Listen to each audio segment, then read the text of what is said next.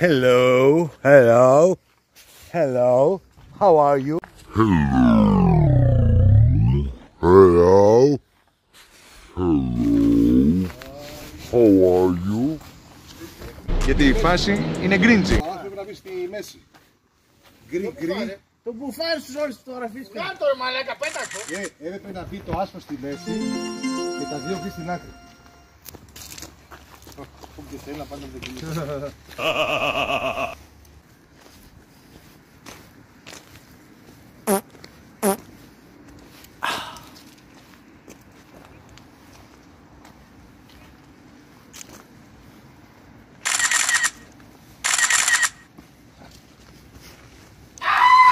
Γιατί ρε, δεν είναι κρύο. Σιγά. Έχω ξαναπώ πάλι, αν αντέχει το ψυχοσωματικό σου, μπορείς να μπεις.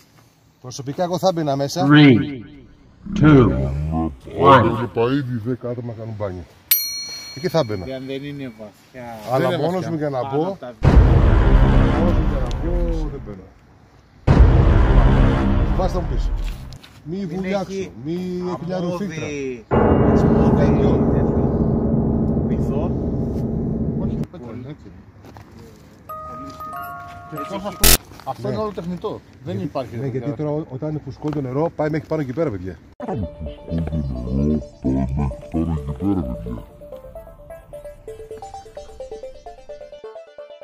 Μια κυρία και κάποιο μουλάρι. Ναι, φίλε μου.